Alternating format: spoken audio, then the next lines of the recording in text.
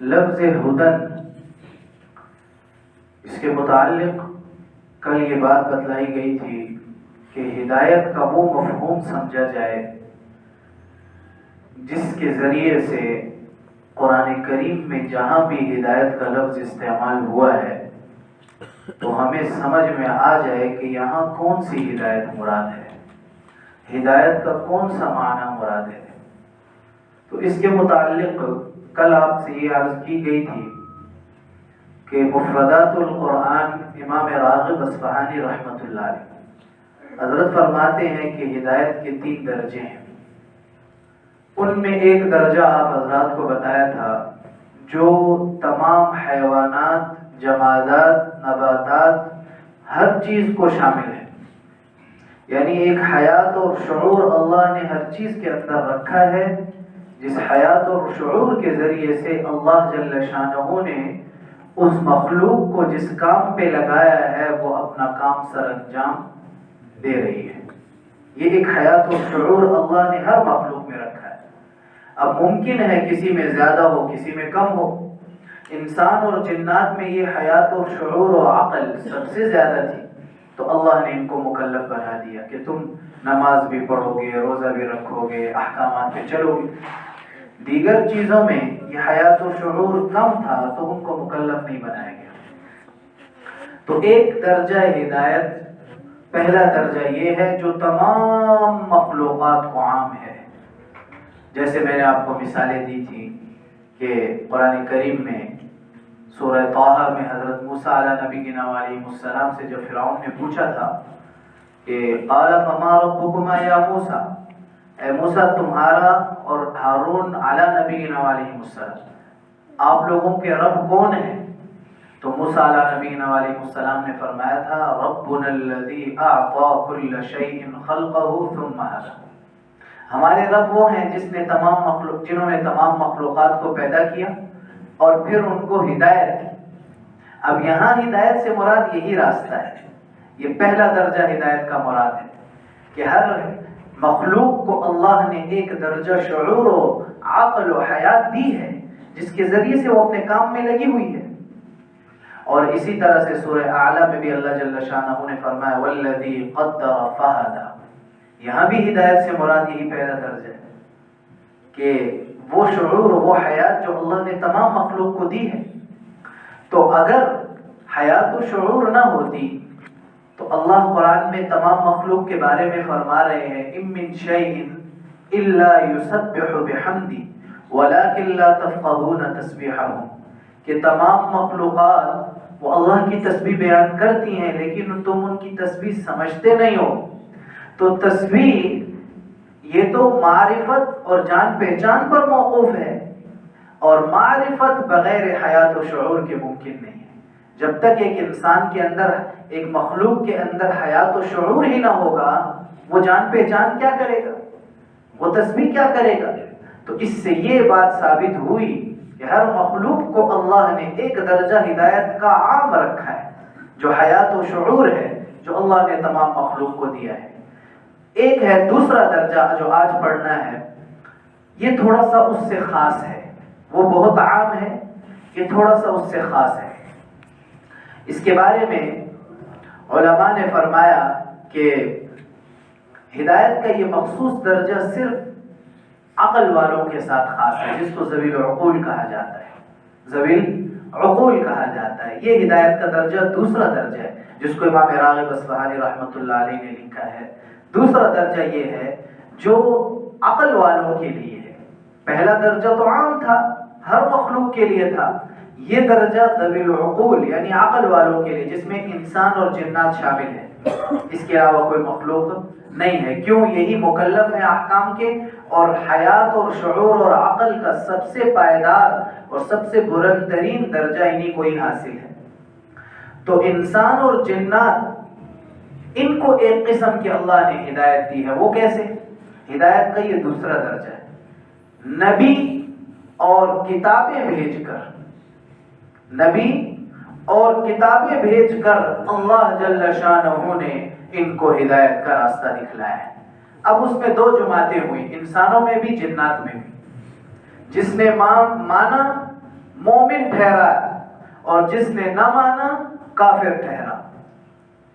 یہ دوسرا درجہ ہدایت کا ہے کہ نبی اور کتابوں کے ذریعے سے اللہ جل شانہ نے ان دو قسم کی مخلوقات کو راہ دکھلائی، سیدھی راہ دکھلائی۔ اب جس نے بھی مان لیا مومن ٹھہرا اور جو نہ مان سکا وہ کافر ٹھہرا۔ یہ ہدایت کا دوسرا درجہ ہے۔ اور ہدایت کا تیسرا درجہ وہ اس سے بھی زیادہ خاص ہے، تمام عقل والوں کے لیے نہیں، بلکہ یہ ہدایت کا تیسرا درجہ مومنین، مقربین، متقین کے لیے، مومنین، مقربین، متقین کے لیے ہے یہ ہدایت کا تیسرا درجہ۔ وہ کیسے؟ در حقیقت ہدایت کے تیسرے درجے کا جو یہ تیسرا درجہ ہے، اس کا ایک نام ہے توفیق۔ توفیق، توفیق کس چیز کو کہتے ہیں؟ کسی چیز کے، کسی عمل کے کر لینے کے ایسے اسباب کا مہیا ہو جانا۔ یہ ہدایت کے تیسرے درجے کی بھی تعریف یہی ہے، دوسرا نام اس کا توفیق بھی ہے۔ کسی عمل کا، کسی عمل کے کرنے کا ایسے اسباب اور ایسی صورت بن جانا کہ انسان اس عمل کو کیے بغیر رہ ہی نہ سکے، کیے بغیر رہ ہی نہ سکے۔ یہ ہدایت کا تیسرا درجہ ہے۔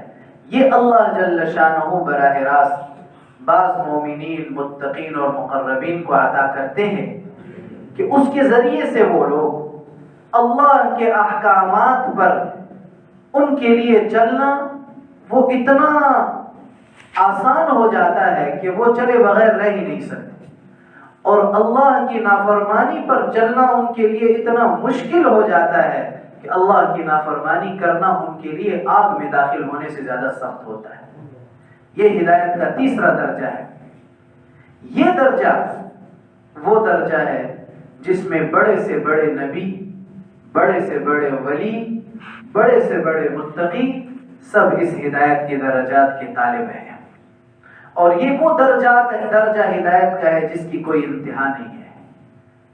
اہدنا الصراط المستقیم میں یہی دعا ہے جو نبی بھی مانگ رہا ہے، ولی بھی مانگ رہا ہے اور عام مومن بھی مانگ رہا ہے۔ یہ ہدایت کا تیسرا درجہ ہے جو کہ اللہ نے خاص رکھا ہے مومنین کے ساتھ، متقین کے ساتھ، مقربین کے ساتھ، کہ ایک انسان کو اللہ کی طرف سے ایسی توفیق ملے، ایسی ہدایت کا نور ملے کہ اللہ کے احکامات پر چلنا اس کے لیے آسان ہوتا چلا جائے، اور اللہ جل شانہ اور جناب نبی کریم صلی اللہ علیہ وسلم کی نافرمانی پر چلنا اس کے لیے دشوار ہوتا چلا جائے، مشکل ہوتا چلا جائے۔ یہ ہدایت کا تیسرا درجہ ہے، اور یہ درجہ اللہ جل شانہ اپنے فضل سے عطا فرماتے ہیں، اور اس درجے کی کوئی انتہا نہیں ہے۔ نبی، ولی، متقی، بڑے سے بڑے اللہ والے وہ ان درجات کی بلندی اللہ سے مانگتے رہتے ہیں اور تا مرگ، تا انتہا مانگتے رہتے ہیں جب تک کہ موت واقع ہو۔ یہی معنی ہے اہدنا الصراط المستقیم کا۔ اے اللہ ہمیں سیدھی راہ دکھلائیں، یعنی ہدایت کا وہ درجہ ہمیں عطا کریں جو براہ راست آپ انسانیت کو دیتے ہیں، متقین مومنین کو دیتے ہیں، جس کے ذریعے سے وہ متقین اور مومنین ایمان و عمل کرنا ان کے لیے آسان ہوتا ہے، اور نہ کرنا اور گناہوں پہ چلنا ان کے لیے دشوار ہو جاتا ہے۔ یہی دعا ہے سورہ فاتحہ میں اہدنا الصراط المستقیم سے۔ اب یہ 3 درجات ہو گئے ہدایت کے۔ خلاصہ، پہلا درجہ تمام مخلوقات کے لیے عام ہے، دوسرا درجہ عقل والوں کے لیے، ذوی العقول، چاہے مومن ہے چاہے کافر ہے، انسان اور جنات جتنے بھی، سب کے لیے عام ہے۔ اب جو وہ نبی اور کتاب کے ذریعے سے اللہ رہنمائی کرتے ہیں، جس نے مانا مومن ٹھہرا، نہ مانا کافر ٹھہرا۔ نمبر 3، ہدایت کا وہ درجہ جو اس درجے کے ذریعے سے اللہ انسان کو اس چیز کی توفیق دیتے ہیں کہ انسان اللہ کے احکامات پہ چلنے میں لگا رہتا ہے اس کے لیے آسان ہو جاتا ہے اور گناہوں پہ چلنا مشکل ہو جاتا ہے. یہ تیسرا درجہ ہے، اس کی کوئی انتہا نہیں، سب اس کو مانتے ہیں. اب سورہ فاتحہ میں جو ہے اہدنا الصراط المستقیم، یہ تیسرے درجے کے سے متعلق ہے. اب اس میں یہ بات سمجھیں، ہدایت کے اب 3 درجات ہو گئے.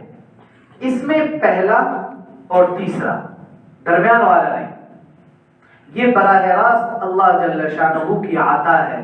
اس میں کسی انسان کا کوئی دخل عمل نہیں، کسی مخلوق کا کوئی دخل نہیں. پہلی جو تمام مخلوق کے لیے عام ہے، جو حیات و شعور و عقل اللہ نے سب کو دی ہے، اس میں براہ راست اللہ ہی کا تعلق ہے، اللہ جل شانہ کے علاوہ کسی کا کوئی اس میں عمل دخل نہیں. اور نمبر 3 جو ہدایت کا درجہ ہے کہ ایسی توفیق مل جائے کہ اللہ کے رضا والے کاموں میں ہی لگا رہے اور اللہ کی ناراضگی کے کاموں سے بچتا رہے. یہ درجہ بھی براہ راست اللہ جل شانہ بندوں کو دیتے ہیں، اس میں بھی کسی کا عمل دخل نہیں. رہ گیا درمیان والا راستہ، نبی اور کتابوں کے ذریعے سے راہ دکھلانا.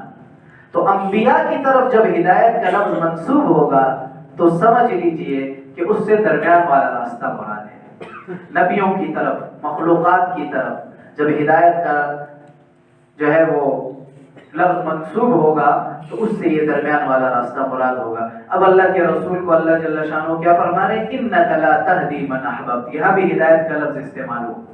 آپ جس کو چاہیں ہدایت دینا چاہیں آپ نہیں دے سکتے. یعنی ہدایت کا وہ ہدایت جس کے ذریعے سے وہ اللہ کے احکامات پر چلے اور نافرمانی سے بچے، یہ ہدایت آپ نہیں دے سکتے. ہاں آپ وہ ہدایت کر سکتے ہیں کہ کتاب اور معجزات کے ذریعے اس کو راہ دکھلا دیں، وہ ہدایت آپ کر سکتے ہیں. تو یہ 3 درجات قرآن کریم میں جہاں کہیں ہدایت کا لفظ استعمال ہوگا ان تینوں میں سے کسی ایک کے ساتھ منسلک ہوگا. جہاں کہیں بھی یا تو وہ ہدایت سے مراد عام ہدایت ہوگی، یا نبی اور کتاب کی ہدایت ہوگی، یا اس کے ساتھ یہ ہے کہ وہ ہدایت ہوگی جس کا نام توفیق ہے. اور اللہ جل شانہ اس توفیق کے ذریعے سے انسان کے لیے، مومن اور متقی کے لیے اپنے احکامات پر چلنا آسان فرماتے ہیں. یہ ہے ہدایت. اس ہدایت کے بارے میں یہی جملہ ہدی للمتقین کہ قرآن کریم ذالک الکتاب، یہ کتاب لا ریب فی، اس میں کوئی شک و شبہ نہیں.